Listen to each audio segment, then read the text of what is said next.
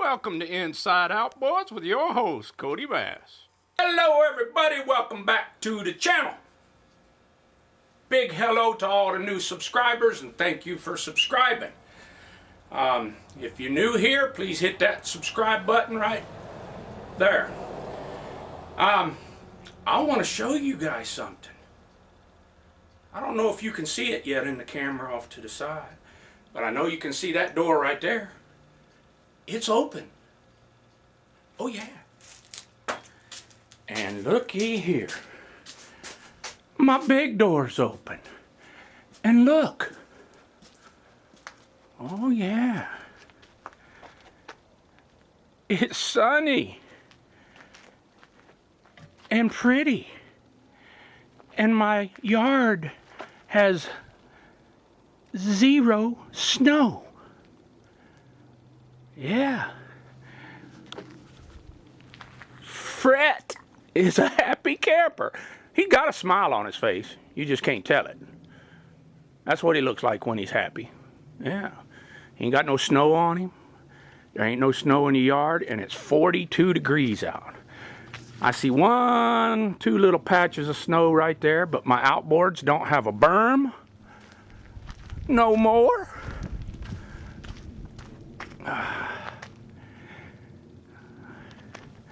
Now, I still ain't brave enough to light off my water hoses. So I haven't washed all the gravel that the gravel trucks throw and all that off of my little asphalt pad there. And there's still a little bit of old nasty snow right over there. But I also got my little Toyota, what I call Taco Mama, that little Toyota truck way over there.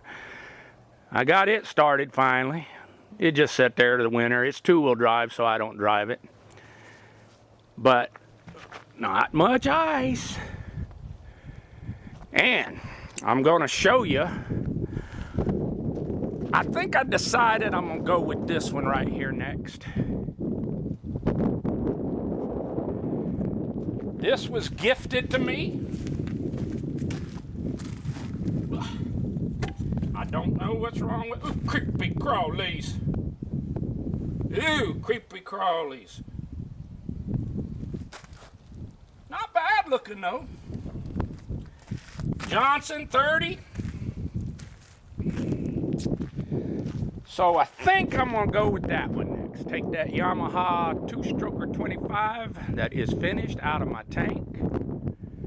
And let's get that one in there. Yeah, so let me get all set up. I just wanted to show you. It's still cold out here. The wind's still blowing. You can see Old Glory over there whipping in the wind. And the wind, it was blowing 30, 40 knots earlier this afternoon.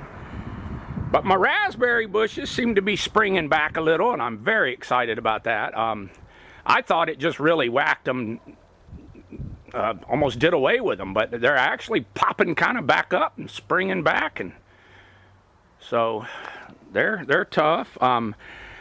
With all the heavy snow we had, I was real concerned about that antique plum tree over there that generally, or sometimes, puts me out 3-4 gallons of most beautiful plums you ever seen. I was really worried about branches snapping off and so forth on that, but it didn't happen, and so it was a tough winter. And they're also, by the way, calling for snow Saturday and Sunday of this coming up Saturday and Sunday. But anyway, I can be hopeful. But my raspberries are popping back. I can get to my outboards on the rack, and I'm just excited about that. So yeah, I got a few projects that are. There's that 9.9 Suzuki. This one here. I bought this motor and a Honda 15 for $20. And I really, honestly, and I think the Honda will be a good motor. It was this one that I wanted. I've had a few of these over the years. They're just everything that would be on an OMC or any other outboard, for that matter, that I'm aware of, that is copper, on this is brass. Everything on these is thicker and stouter. Just cherry little motors. I really like them. So I got that one there, and I got that Honda with the faded bonnet there, that 15. I got those two for 20 bucks. And lady just wanted them out of her yard. The lower units aren't even bolted on either one of them. But I'm not real worried about it because I have a donor Suzuki. One that I did up beautifully years ago. A guy submerged it. Never got to town with it from way out the road village, and it's just totally ruined. But the lower unit and all is good, and so I have all the bolts and fasteners. Same with the Honda. I have a 9.9 Honda, which is the same leg and all. And then I have a 20 horsepower carburetor. This one didn't have a carburetor on it, but I have all that. So those will be projects in the future. And but we're going to start on this guy right now. So let me get the Yamaha. You can see the Yamaha way over there in my tank. There's the two Yamahas that we did in the last three videos. The 25 two-stroker and a 24-stroker. The owners have yet to come pick them up, but we are technically on lockdown, supposed to stay at home. So I ain't going to harp on them folks. So let me get that 25 out of that tank, get the 30 in there, and we'll see what we got. I'll be right back.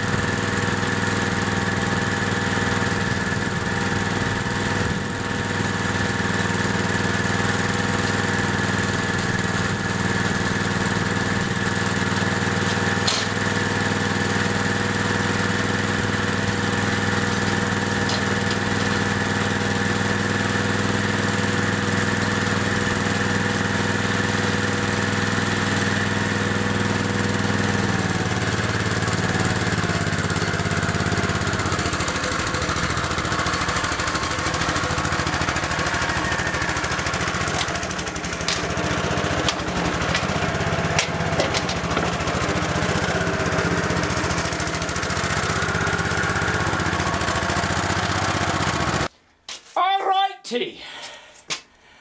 I see spider webbies. Spider webbies. Dead creepy crawly. Yeah. But let's see what we got here. All right. Let me tell you what year it is. It is 90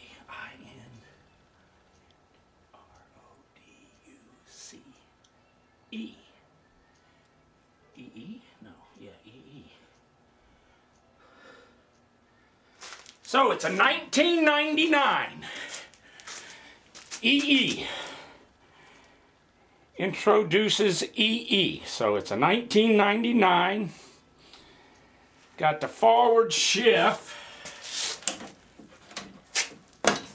Okay. All right. Something ain't right with that picture already.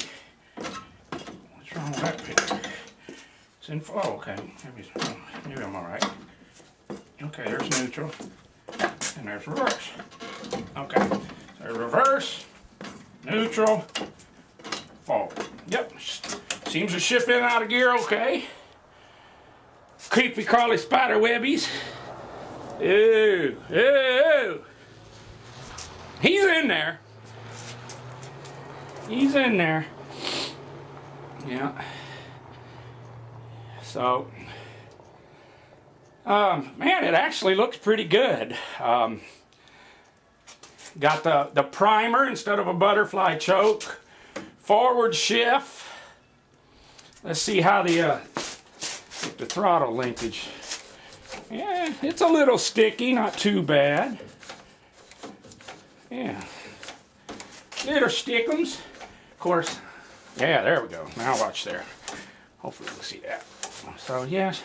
So the first thing I think I'm going to do before I do anything is I'm just going to take some regular old cheapo lubricant and squirt a little bit around.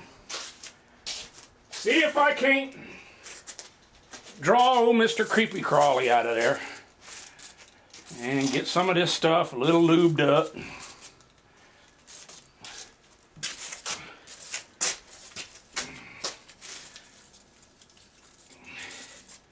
Yeah. Creepy Crawly's gonna get me. They're always trying to get me. I'll let that sit for a little bit, and then I'll give it a wipe down. I'll give it the old wipe down.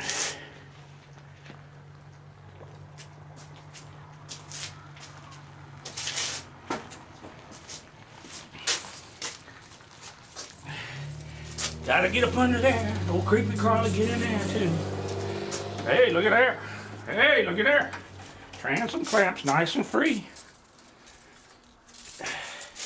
So I'm gonna let that sit for a bit and let it do its imaginic and get some things together, get them plugs out of there, get my compression gauge, my Sparky Spider, and we'll get to doing a facts check on this puppy. 1999 Johnson 30 horsepower. Let me get some stuff together. I'll be right back.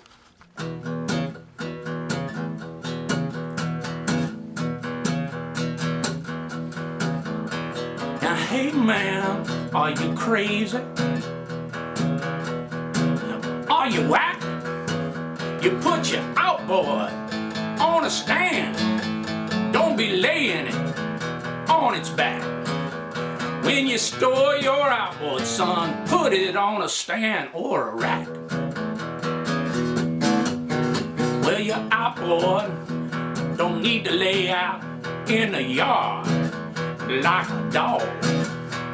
Your outboard don't need to lay out there like a log.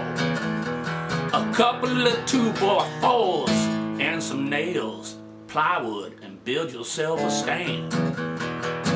Don't you understand? Don't lay your outboard out in the yard. Not good. Don't keep your outboard on its back. Only do it some harm. Take the time, do it That's right, man. Build yourself an outboard stand. Put it on a stand. Okay, we're going to get started on the facts check here. So, we're going to get a Spocky spider and get these plugs out of there. There's the bottom. Interesting. Almost looks, which ain't a good sign, like, let me look at this top one. Yeah. You can see how this is the bottom one, this is the top one. See how there's a little rusty looking watery? That could be a problem. And the top one's even got water in it. See that drop of water come out of there? So who knows, we might have some head gasket problems.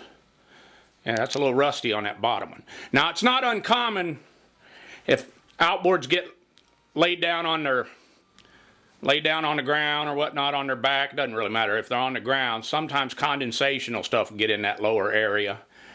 You can see the lower one's got some rust here too. And the top one, well, it's got a little bit too.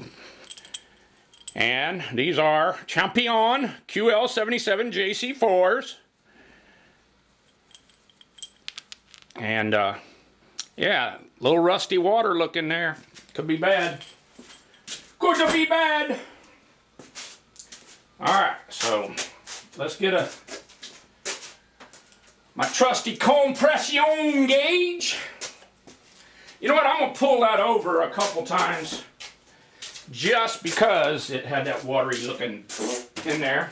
See if it spits anything out. If it'll pull over. Let me see if I'm in gear here or what. Yeah, somewhere. Okay. There we go. See if it'll pull. Ooh, that's tight, man. Well, that's not a good sign, huh? Well, it's not seized. Oh, look at the water come out of that. I want to show you this. Watch this.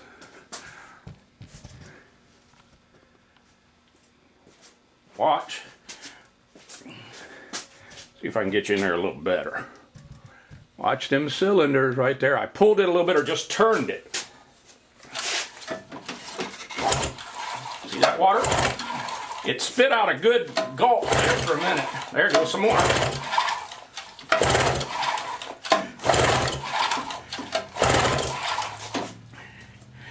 Yeah, she spit out some water. Now what does that mean? Necessarily not that bad. Rain probably laying on its back.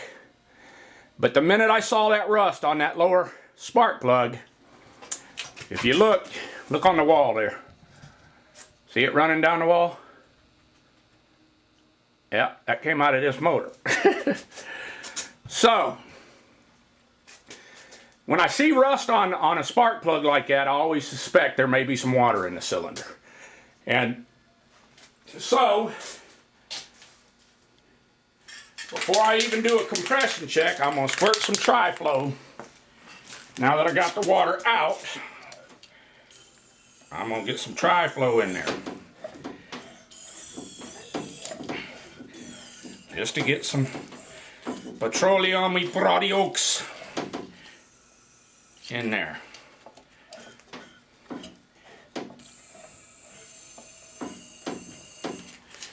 Put the tri-flow in there, and I'm going to slowly spin it over and get it to spread around in there. Real nice and slow. Yeah. Go, feeling good already. Yeah. There we go, feeling better. The lubrication in there. Now, because of this situation here, my compression readings could kind of be false. But we'll do a compression check, see what we get. But you know, I've got lubrication in there now, directly into the cylinders. And so That could cause an artificially high reading. Let me get this glove off.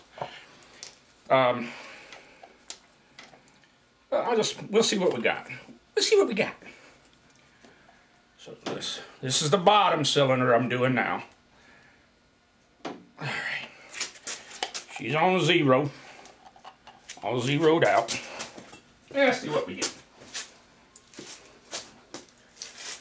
Maybe you can actually see the needle come up. I don't know. Anyway, bottom cylinder.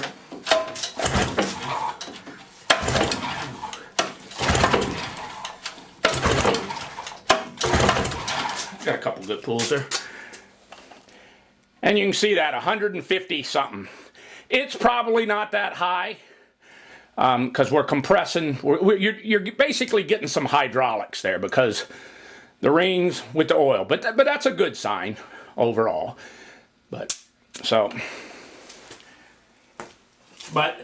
I can almost guarantee you the compression is not 150.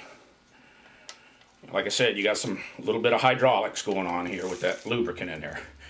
But when you see water come squirting out of your motor, you got to get lubrication in there. And I'll do the same from the front side of the motor.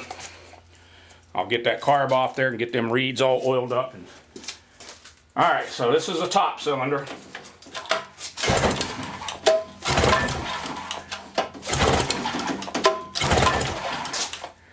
See what we get. Again, 145.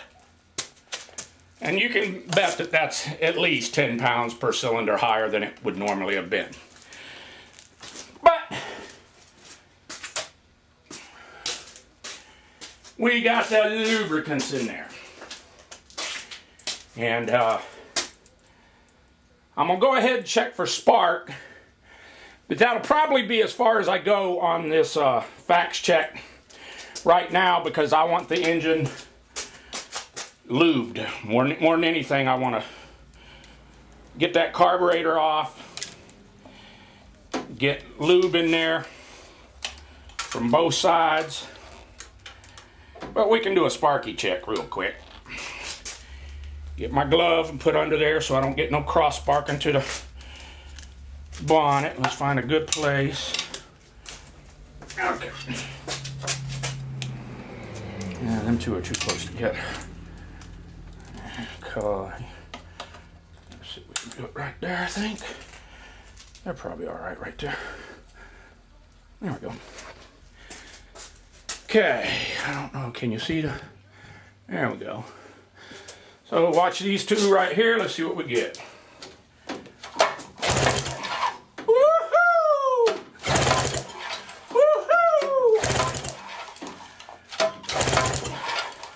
We got hot, Sparky. All right. So, that's as far as I'm going to go on this fax check right now. We're going to have compression. That's just that water that's in there was probably rainwater. And we got spark.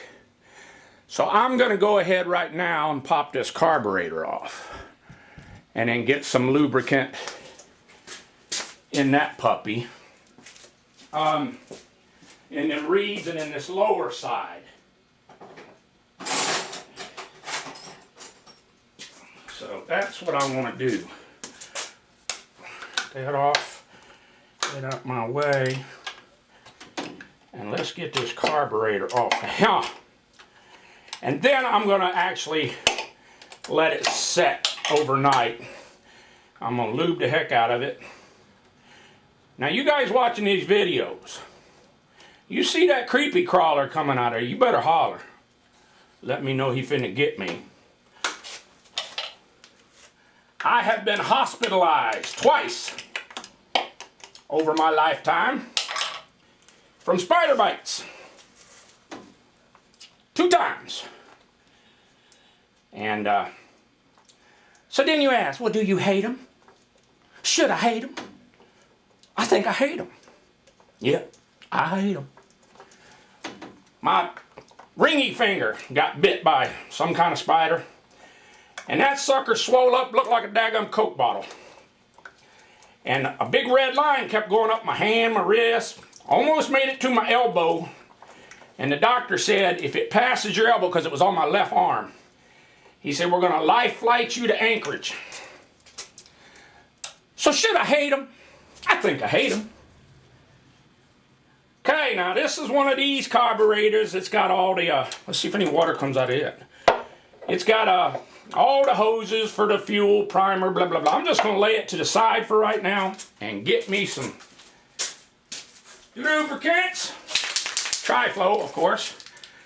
And the reeds, I see a little rust on the nut in there from the washer, but overall they look good. So I'm going to do that, and then I'm going to take my little poking device right here, and I'm actually going to open those reeds. Push them open. There we go. Where I can get it in toward the crank and everything. Both sides of the reed, all three reeds. There we go. Now that I did that, again, slowly pull it over. See it spitting out that Tri-Flow, so you want to do it slow. Where's my glove? Yeah, I can take my glove back now. Cause a choking situation here. Pull it up in there.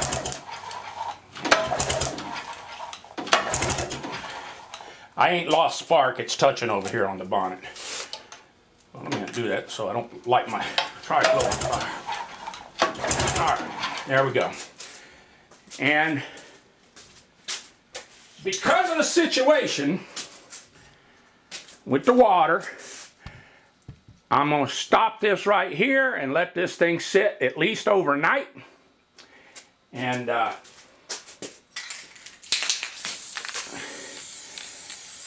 just let her sit and dry out.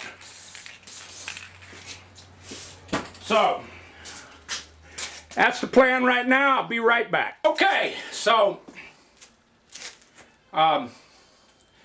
that's what we got on the old fax check on there. So we're gonna have to get busy on this thing, get some things apart, get some things cleaned up, and get this thing all squared away. You understand? Now, I want to ask some of my regular subscribers a question, and if you could do me a favor. I have had several people ask me about purchasing parts and so forth and how they can email me. And when it comes to me and computers, I'm about as dumb as they get. That's true. But anyway, I watched a couple of the how-to videos from other YouTubers and stuff on how to get this done. But it's my understanding, at least I can do it on my computer. I go to my home page, and right across the top of the home page where it says community, playlist, videos, something, in there is the word about, like about my channel or whatever. I click on that, and then I scroll down, and it says business email. And I've had a couple people asked about, you know, little parts like shift handles and plastic carburetor tops, whatever. And I'm happy, you know, to help them out with that. But they asked me, how can, you know, I email you privately and everything to tell you my story, what I need, and blah, blah, blah. And so I set that up, or at least I thought I did. So if some of my regular subscribers could go to my homepage, about, scroll down, and see if you can open my business email. I'd appreciate that, and if you would, just let me know what you get or what you don't get. You understand. So, well, that's going to do it for this video. We'll get into this 30 Johnson more here in my next video, and see what all we got to do to get this thing to come to life and be a good runner. It looks like an overall nice motor. So, I would like to say I hope that everybody out there is healthy, safe, and doing well, and your families and friends and loved ones.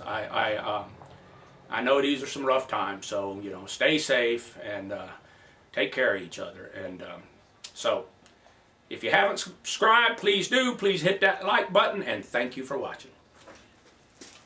Stay tuned for part 2 on Inside Outboards with Cody Bass.